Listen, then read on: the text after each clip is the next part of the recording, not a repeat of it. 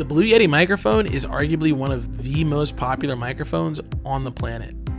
From content creators like Colin Cowherd or Kyle Kalinske, all the way to your base content creators who are just starting out with Fortnite or Minecraft content, are using this mic right here. And it's been since 2009, so there is a ton of microphones out there from Blue, especially the Yeti, that people can draw back to. But after all that time, I really don't think this microphone is good anymore. Let me explain.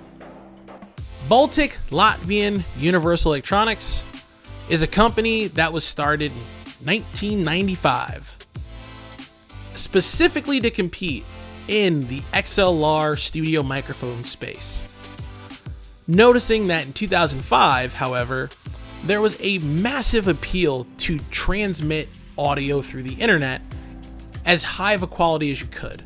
Now, with that being said, there weren't that many options at the time. It was very difficult to get a USB style microphone that could transmit audio in a very quality way that didn't cost you hundreds of dollars. Herein lies one of the greatest technologies that was ever invented, the Blue Snowball. Now, the Blue Snowball is, again, it's amazing. It was able to let you record audio, quality audio, and submit it all the way through the internet through email, put it on YouTube. It was amazing, and for the time, massively revolutionary. It started, in my opinion, what was now the renaissance of audio and audio mixing for the average consumer. Now, with that being said, the Blue Yeti in 2009 came out after Blue had sold the rights to a private investment firm, and that firm wanted to really shake things up, make a new microphone that allowed them to stand above the rest and give any content creator, whether it be a music-based content creator, vocal, spoken word, anything you can think of, a platform with their microphone. Now, in my personal opinion, I think that was too much. You put a lot of polar patterns on here with almost no instruction on how to use them, hoping that people kind of understand what they're buying. And voila, you have a lot of confused people who are making really bad audio and things are bleeding through. But that's just a little critique. Getting acquired in 2013, Blue then got themselves ready to sell to Logitech, which is where we are today. Now, with that being said, Logitech, if you don't know what Logitech is, I mean, this is not the video for you. You need to start what is a web browser 101, because But anyway, Logitech now owns this brand, and Logitech being the company that really wanted to focus on streaming content creation, not just with their microphones, but also with their Logitech C22 or Logitech StreamCam cameras, a camera that I use on our streams. Make sure you check out our streams every other Saturday at 8 o'clock or 8:30, depending on when I get those streams up. We're working, people, we're working. We're still young, stop it. The Logitech Blue Yeti became a point of contention for a lot of people as people started to notice that the quality of the Logitech Blue Yeti was not quite where it used to be at the old ones.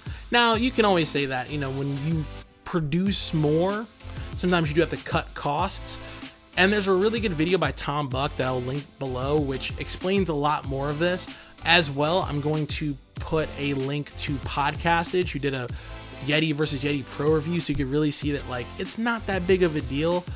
But going back to the Logitech merger, Logitech really wanted to get involved and start making their own version of this mic and making this mic stick to what they saw, which was the future of content creation, which was streaming, by making the Yeti X. The Yeti X is a bigger Yeti. It is more pro than the Pro, but honestly, it just sounds like a very old regular Yeti. As well, they made the Yeti Nano for people who didn't need all of this craziness for streaming and, polar patterns. And the Yeti Nano was, in my opinion, a very nice way of having a little desk mic that you could put there for PowerPoints, or if you needed to do any type of streaming for work, Zoom calls, that type of stuff. Now, with that history lesson out of the way, I really want to dive into one thing, which is, why is this microphone even like a thing anymore, and why hasn't it been upgraded? I mean, don't get me wrong, I think Logitech did a great job when it comes to like branding this thing. At one point, Logitech knew that the sales were going down and people who wanted it, but more advanced content creators weren't really like buying it, so they were like, let's just bundle it with games, right? So they bundled it with like games like Assassin's Creed or Watch Dogs, and it gave people who were getting into the streaming frame a reason again, which is awesome. Everybody deserves a reason to pick up a product. But with that being said, from 2009 all the way to 2022, there is a lot of competition now. There is the Shure MV7, there is the Samsung Q2U, the Samsung Q9U, and tons more microphones like the Razer series of microphones that sounds amazing. Ciao Bella, Moi Bella, Any Bella. And I mean, this microphone, which hasn't upgraded anything, this microphone which has seen multiple different versions of owners, and this microphone who is really just out of its class, where you need to spend more money to treat a room than you do actually using this microphone, it doesn't really put it in a place where I can make the recommendation.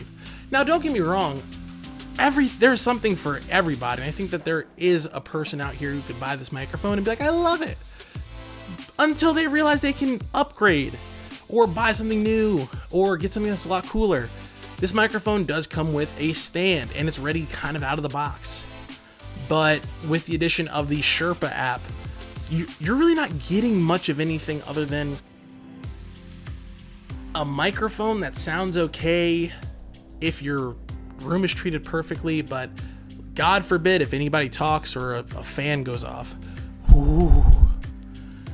All I'm saying is this: Blue has a very good history with its fans, a very strong commitment to the community, but at the end of the day, without innovation, are you even the standard?